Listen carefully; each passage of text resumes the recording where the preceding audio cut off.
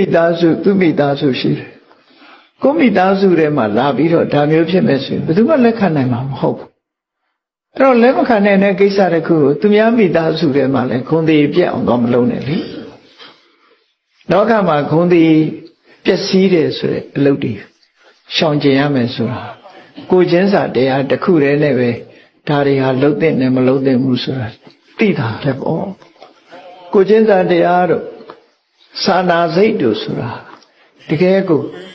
တန်ဖိုးရှိတဲ့အရာတွေပဲအဲ့ဒီမေတ္တာတို့ကရုဏာတို့ဆိုတာတွေခြေခံပြီးတော့လောကကြီးရဲ့အရေးကိုဆင်ခြင်သုံးသပ်ကြည့်လိုက်မယ်ဆိုရင်ဆိုပါစို့ကိုယ်ပြောရမယ်ဆိုရင်ကိုဆဲရင်ဘယ်သူမှမခံနိုင်ဘူးအဲ့တော့သူများမဆဲနဲ့ကိုကြမ်းကြမ်းထန်ထန်ပြောရင်နားမထောင်နိုင်ဘူးအဲ့တော့သူများကိုလည်းကြမ်းကြမ်းထန်ထန်မပြောကိုရိုင်းရိုင်းဆိုင်ဆိုင်ပြောရင်မကြိုက်ဘူးသူများလည်းရိုင်းရိုင်းဆိုင်ဆိုင်မပြောအမြဲတမ်းဟာသာနာစိတ်နဲ့ကိုချင်းစာစိတ်နဲ့ထားလို့ရှိရင်လွဲမှားတာဆိုမလုပ်တော့အဲ့ဒါနဲ့အခြေခံကိုဆုံးဖြတ်လိုက်ရင်လှုပ်တဲ့နာနဲ့မလှုပ်တဲ့နာဟာအများကြီးအခြေခံအားဖြင့် morality ဆိုတဲ့ကိုချင်းတရားနဲ့ပတ်သက်လာလို့ရှိရင်ကိုချင်းစာတရားနဲ့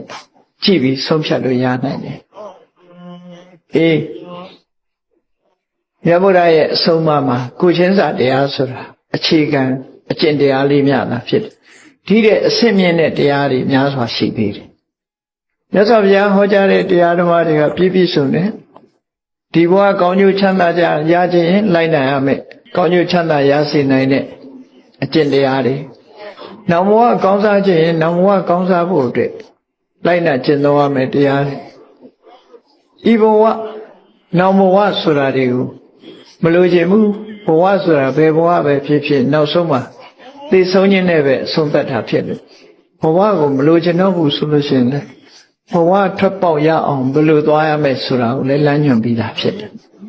ဒီတဲ့ပြည့်စုံတဲ့အဆုံးအမဘာသာတရားဆိုတာမရှိဘူးဘုရားရဲ့အဆုံးအမတရားတော်ဟာပြည့်စုံဆုံးပဲလို့ဆိုရင်အဲ့ဒီပြည့်စုံဆုံးအဆုံးအမကိုရထားလို့မိမိတို့စိတ်ကြိုက်ရွေးချယ်ပြီးတော့သွားလို့ရဒီဘဝပဲတန်တရားဝကလွတ်ချင်တယ်ဆိုလို့ရှိရင်လည်းလွတ်နိုင်တဲ့နည်းလမ်းတွေရှိ